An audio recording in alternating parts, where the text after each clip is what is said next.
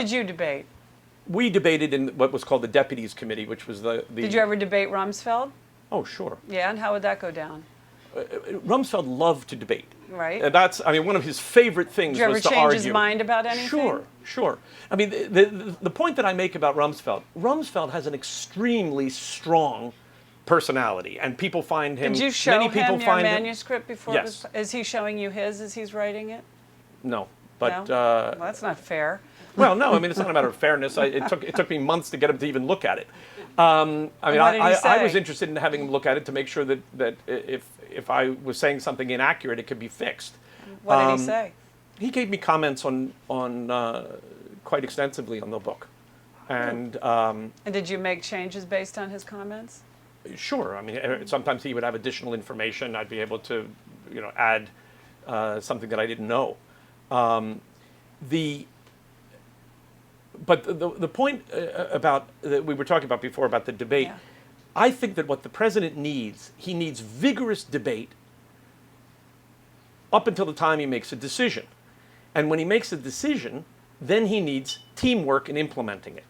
And what I point out in the book, which is a real lament, is that the president didn't get as much debate because some of the people who were trying to position themselves as dissenters debated not within the Situation Room, but rather by talking to journalists and telling them they're not behind the policy.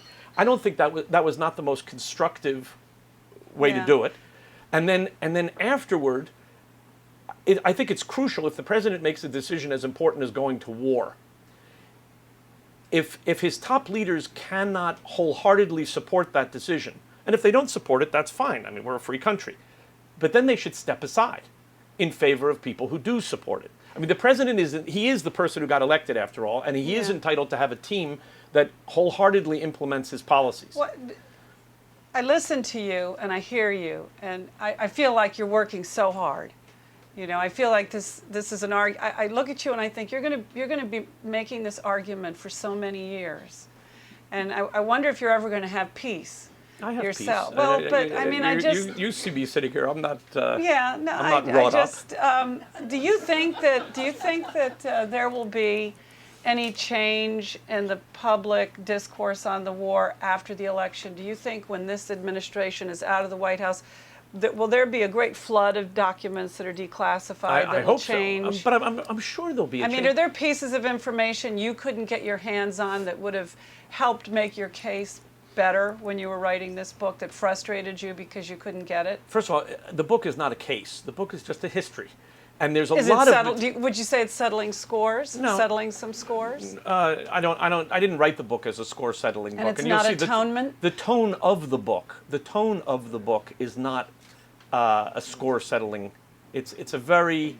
Well, with a few people. It's an analytical book. Tory Clark might disagree. Tenet might disagree. Armitage might disagree. By the way, I would welcome, if they want to disagree, I'd be happy to have them come forward and disagree. I mean, my interest is getting accurate information out. Yeah. And you'll notice the book doesn't come to a lot of judgments. It leaves judgments to the readers.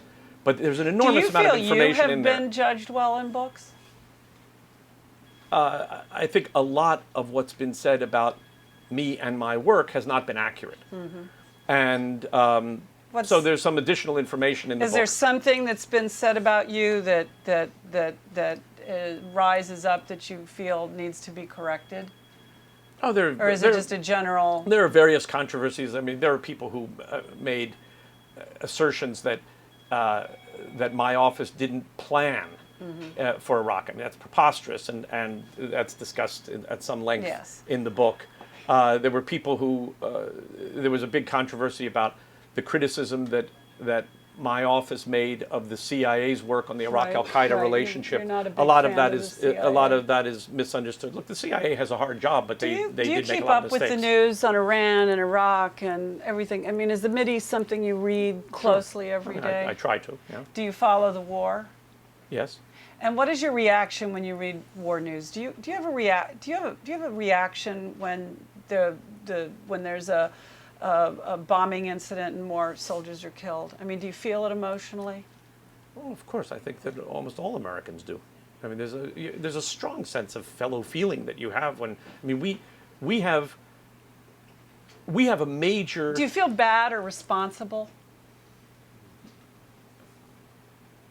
I mean, I would imagine that every American feels bad when he hears that the people who But are maybe out not defending us, responsible. where the people who are out defending us are Right. getting hurt and killed. I mean, how can Yeah. you not feel bad about that? I mean, as far as responsible, if you're trying to say, do I feel guilty? I think. Well, I, you don't want to use that. You've already said you don't feel guilty. and I don't think that's the right thing. I think that people in the government were doing what they thought was the best I thing to understand protect that. the country and the Right. our freedoms and our security, and if people want to understand the basis on which the president came to those conclusions that we had to do difficult things and put the military into operation, I mean, they can see a lot of the debates recounted in the book. And I think if they do look at it, they will find there's a lot of surprising stuff in there, because what's been commonly reported in the newspapers is in many ways inaccurate. And I mean, the view that the administration. Maybe you need to get a column. Well, I'll be doing some more writing, I'm sure. Okay. Well, our time is up. I'm very grateful for the time you've given us. I wish you good luck, and we'll meet you outside. We'll sell and sign some books. Thank you all for being here. Thank you, Doug. Nice to talk to you. And see you later. Thank you.